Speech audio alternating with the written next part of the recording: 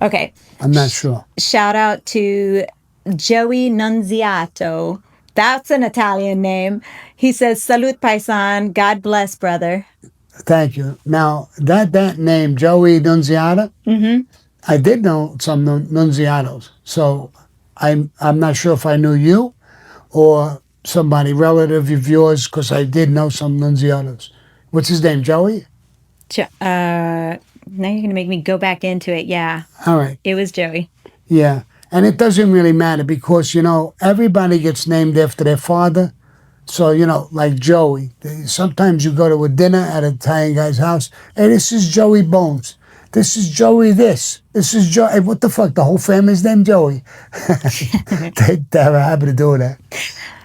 Okay. I have David McLean says, Neil and John's relationship is described as a strong one, but their personalities seem so different. What's your opinion of their relationship? Their relationship really wasn't strong. Neil's relationship was more with Angelo Reggiano. I believe he was some sort of a cousin or something to him. And that's where the relationship was strong, not with John. It was really strong with Angelo, much stronger than John's. But they came as a package. So, but I don't think he was as strong as Angelo for sure. Okay, I'm going to pass this back over to Sterling. Thank you.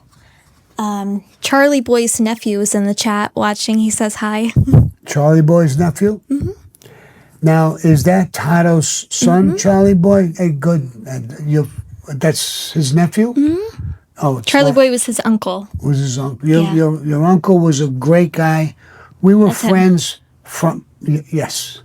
We were friends from kids way before I always knew his father was a heavyweight, Tato. I never met him, even before I went to the family. And when we were kids, 16, 17, we were friends, me and Charlie. A great guy. He was really, really a good guy. Hollywood from Instagram says, I want Sammy to meet my two cats, Frank and Fiala. Frank and Fiala, two cats? I'm a dog guy. I got Lily. She eats cats. Oh, no. The tribe from TikTok says, Mr. Gravano, the Lord loves you. He made you so unique. I believe I don't know if he made me unique, but he does love me, I believe. I mean, he saved me a bunch of times. I always believed in God. I still do. I never stopped. I grew up loving God as a kid. Even all this crazy shit I did, I always never stopped loving God and believing in Him. I just wasn't a religious guy going to church and all that stuff. And that part I didn't, I flunked. Another question from TikTok. Was there ever a movie scene that made you go, that's exactly how it really was? Oh, yeah. In a lot of movies, Godfather, a lot of movies, Goodfellas, there was a lot of scenes that really was like that. I know that for a fact. There was a lot of them.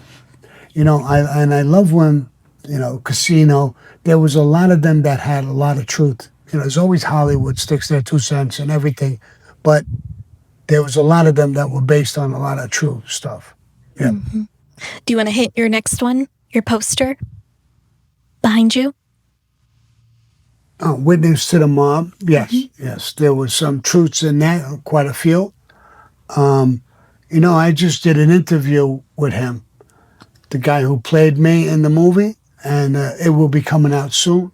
Mm-hmm. We're working on it. We did the interview. He came here with his wife and his kid, and his brother is an actor, and we had a lot of fun. We sat here. We did the interview.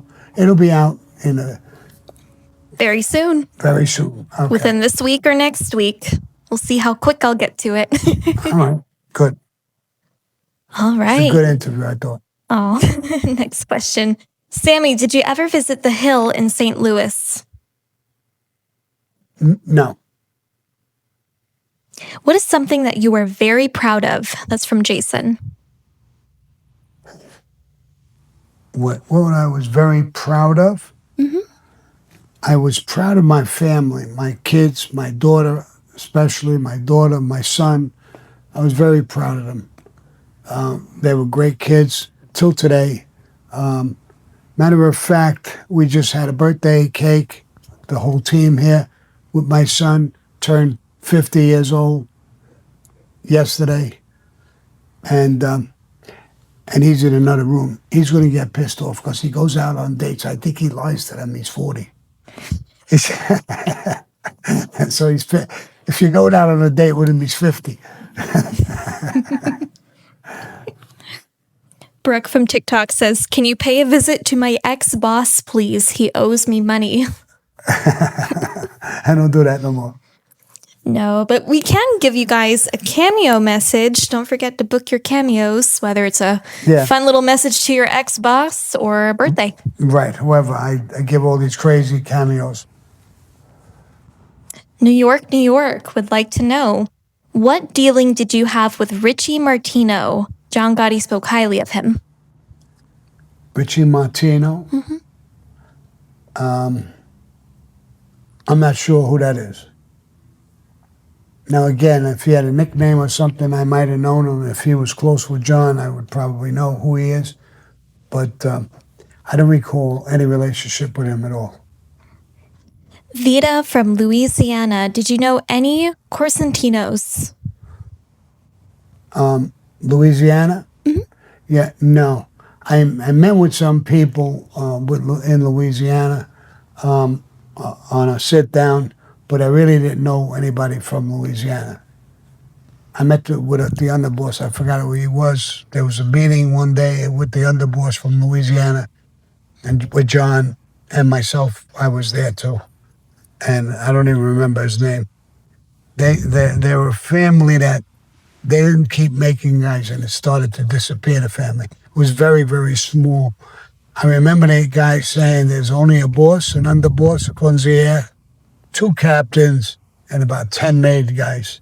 That's a very tiny family. Mm-hmm. It was, and they weren't making guys. Let's jump back into the super chats really quickly. I have Sean Mark in the super chat again, who asks, can the Supreme Court stop ADX 23-hour lockdowns? Who stop it? Supreme Court. Mm-hmm. No, I doubt it. Okay. This is this is the worst of the worst. The worst criminals in the country go there. And you're not getting out. You're not breaking out of this place. Chapo is there. There's a lot of guys there who are very serious dudes, and you can't communicate with the outside. You could get one call a month, and not only is it monitored, but they have people listening while you're talking, and you got the finger on a button. Anything that they think is not a kosher call, something's wrong, a code you want to say, they'll hit the button, the conversation's over. So you're not getting any, they read all your mail, ingoing and outgoing. Listen, this is tight as a drum. There is no communication whatsoever. There's no contact with other prisoners. There was for a while. A couple guys got killed, and then they put dog cages in the yard. So let's say I went out. I was in a cage. The next guy is in a cage. If you stuck your fingers in the gate, you couldn't touch each other. So it's separated by about 10 inches, each gate, and they call them dog cages. And everybody, when you went out, there was arguments. You can't fight. You can't do anything. You're in a cage. So you were either in a cell or in a cage in the yard. If it rained, you couldn't go out. If it snowed, you couldn't go out. If it was problems in the prison for whatever reason, you couldn't go out. When they were short-staffed, you couldn't go out. And they watch you in the yard. They're telling you they have live ammunition in rifles. So if you get into an argument or fight, this is before the cages, they would yell to you. Let's say they would yell to me, Sammy, break it up. Twice. Right after twice, they're going to shoot you. And so they don't play. They don't just say, we're going to shoot you. If you don't stop, they'll shoot you. So. Okay, let's get back into super chats. Zeke 458 says, can you tell me about Jim Traficant and Lenny Strollo? I don't know the team. What family are they with and where are they from? Zeke, put it in the super chat. Put it in the chat and let us know what family they're from. Liam Patrick in super chat says, hey, Sam, out of the Carrazzo brothers, which one was the most powerful out of the three? Jojo, Nikki, or is it Blaze? I feel like I'm going to... Blaze. It is Blaze. Yeah. Butchering Nikki for sure was the boss of them. Nikki was the most powerful one. He was the one who was the captain. Jojo was his brother, and Blaze, another brother. But Nikki was the power. And for a while, when John went away, they even considered him to become the boss. But John wouldn't allow it. He put his son there as the acting boss, and then Peter Gotti, he made him the boss. But Nikki should have been the boss. But John was about, I don't know how much you know what a narcissist is. John was a narcissist of mega proportion.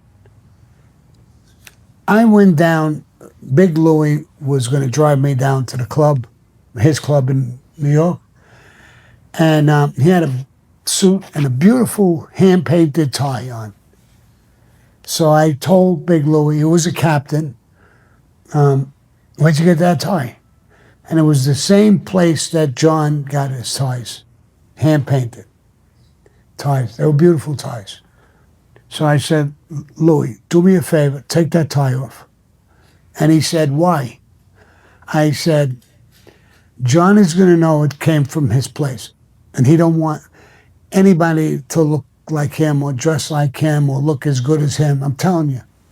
So I said, no, all right, wear it. We went down. As soon as we walked in, we shook hands, hello. He told Louis, first thing he said, right out of his mouth, where'd you get that tie? And he told him where he got it. John, because they're beautiful. Yeah, take it off. You don't wear the same ties I wear. It wasn't the same tie. They were all different, but they're hand-painted. And he took a shit fit over it. On the way home, I said, I told you. And that's a narcissist. I mean, if you like the suit I'm wearing, then I would tell you where I bought it. Go buy them. What's the difference? It's a suit. It's a company. But imagine, like, you can't buy the same clothes. Some guys break my balls as the umbrella holder. Now, let me explain that stupid fucking remark that some people are calling me the umbrella holder. He's my boss and my friend. So it was raining, and one of the guys handed me an umbrella when we walked out of the club to walk. I opened the umbrella, and I put it over John's head much more than mine. I was getting wet, but I made sure he didn't get wet. That's called respect. If you're with your girl, and you're going to, do you keep the umbrella over while she's getting all wet, or do you give it over to her? But the people who are putting me down for that I did that, they have no idea what the word respect means. Now, I did it out of fear. It's the most idiotic statement in the world. But, I hear it on occasion. It don't get me mad, and I don't regret what I did. It's respect. When I would go to the gym, this is not long ago, I'm walking, I look at the door, there's a reflection, I can see people behind me. I open the door. Instead of just walking in, I push myself to the side and hold it open so a guy and a woman would walk past me. I let them in. That's called respect. About people, let alone he's my boss. One time a guy in the club told me that. So I said, do you think I'm afraid of him? Is that why I did it? No, Sammy, I know you're not afraid of him. I said, when you look at that, this is what I want you to learn. It's respect. I'm a tough guy. I don't give a fuck about anything or anybody. But I have respect for people and things. And that's what we need. We can't be disrespectful. So he didn't ask me to hold the umbrella over his head. I did it so he would not get wet. He had that $2,000-$3,000 Briona suit. I had a fucking $10 fucking suit on, or jacket, or whatever I had on. And I was willing to get a little wet so he doesn't. And so the next time you hear these fucking assholes saying, he's the umbrella man. Yeah, I'm the umbrella man. I stick the umbrella up in your ass and open it, bro. Then you can call me the umbrella man. When you get found with an umbrella stuck up in your ass, bro. Back to Zeke 458's question. He said, Jim Trafficant, the congressman, and Lenny Strollo from Pittsburgh, I guess Pittsburgh, Genovese family. What's the first guy's name? Jim, and then Lenny. Jim and Lenny from Pittsburgh? No. Listen, they were a great little family. It's a small family that was in Pittsburgh. Great family, tough guys. I never met them. I never met any of them, but I heard about them all the time. They weren't that active in a lot of things. Small little family. Tough guys, good guys, but I never met with them. Super chat's in for you. Shout out to Paul Hudson. No question or comment, just a kick up to you. Thank you, bro. Appreciate it. Cold Sketcher. Considering how low-key Carlo Gambino was, do you think Carlo would have allowed Paul to build and live in that giant mansion, and what would Paul do? Well, Carl was never going to step down. Paul lived in a beautiful home in Brooklyn, New York. But when he became the boss, I don't know why he wanted that house. I really don't know why. A lot of times I heard him say, I think it was a mistake. It brought too much attention to him. And, sometimes you get carried away. I'm a builder. I build. I built a home for my wife, my ex-wife, when I got out of prison. Sometimes you just overdo it. Italians are like that. We're proud of what we build. And sometimes I've done it myself many a times, overbuilt something.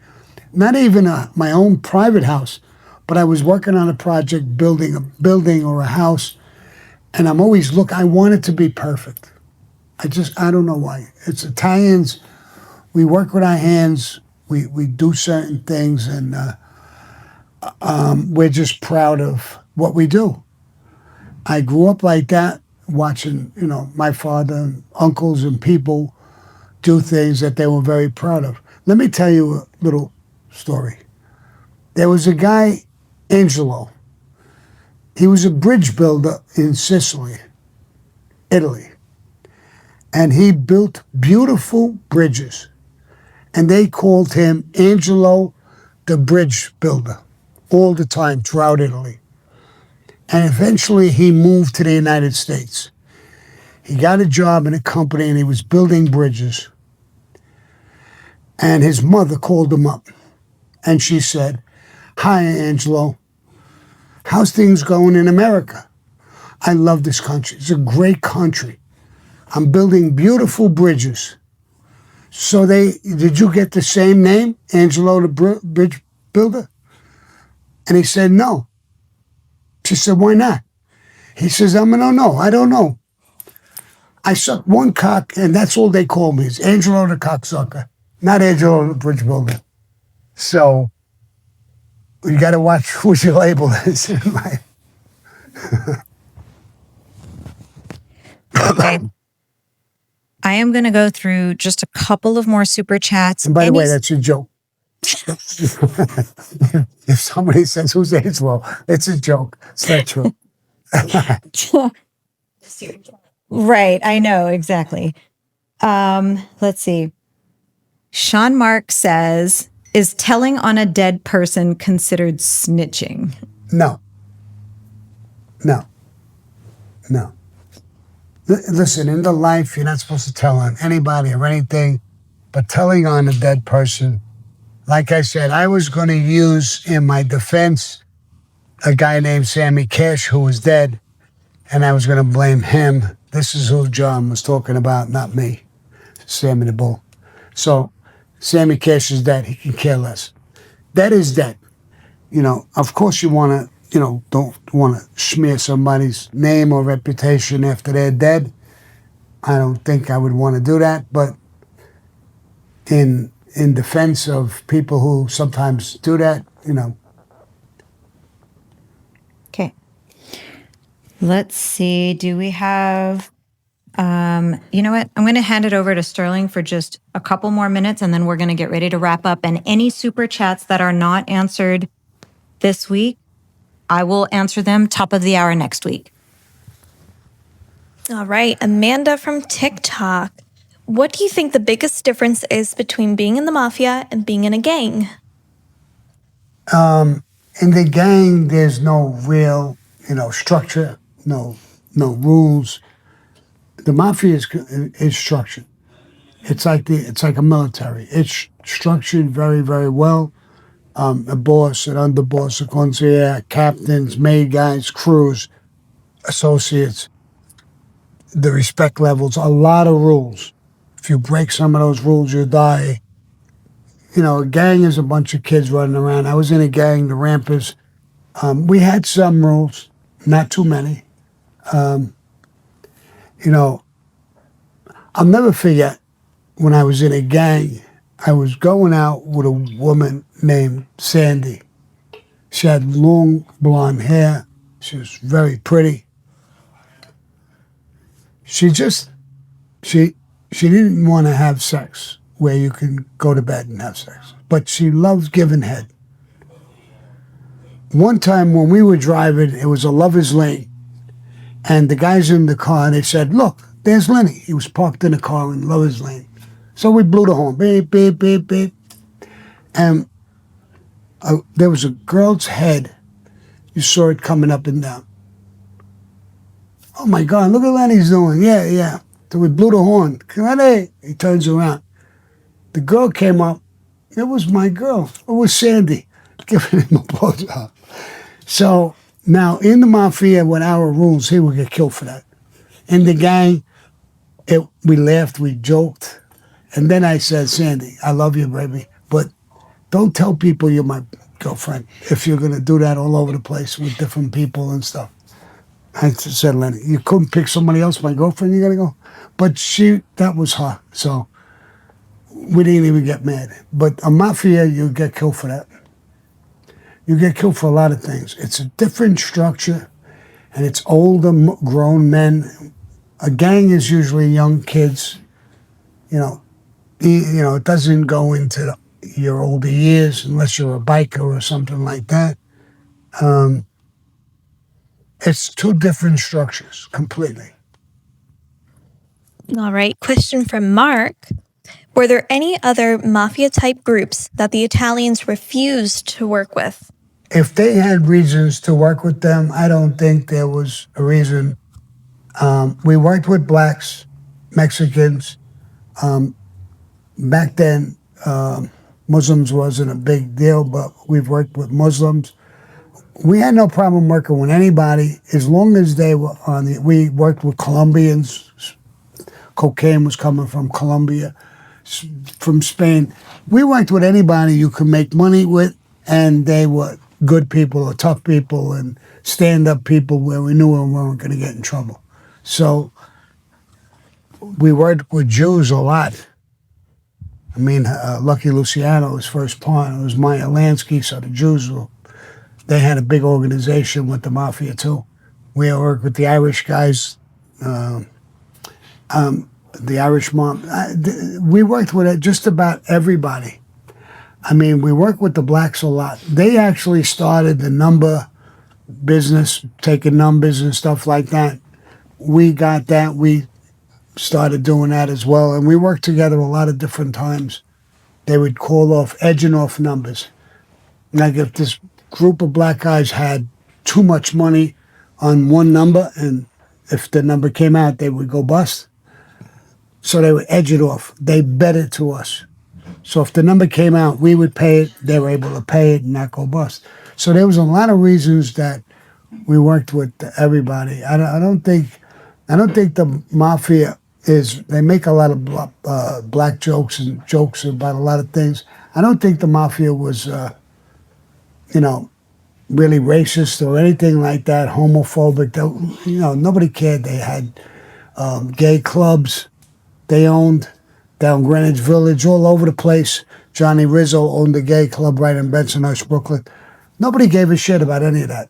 It was a way of life. If you're gay or you're this or you're that or you're black or you're whatever, we didn't have problems with it. Now the black mafia, when you go back to, when I was younger, was really tough. They did drugs and heroin and all kinds of shit. There was a lot of guys there, but the Italian mafia had that too. There was guys, Angelo Ruggiero, Eddie Lino. There's a lot of Italian guys who dealt with heroin, dealt with those guys. I don't think they cared about money, making money, and being honorable in what you do. I didn't see any, difference. See, as a group, as kids, there was Italian gangs, black gangs, Irish gangs, Puerto Rican gangs.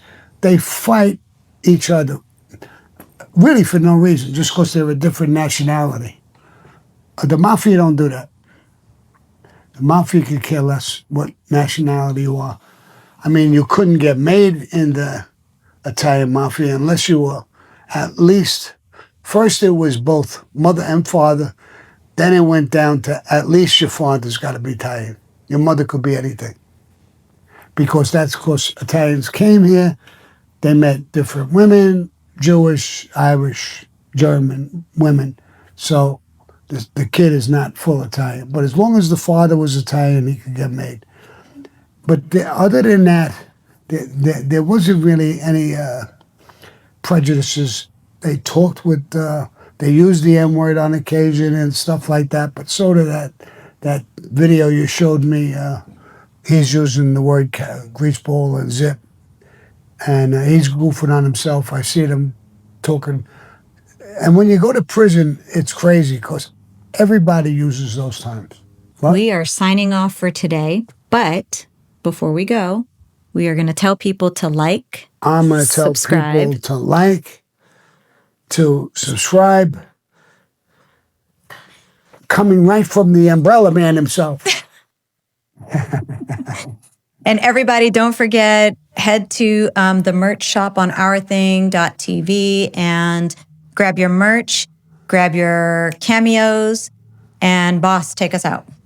All right. Adios, motherfuckers.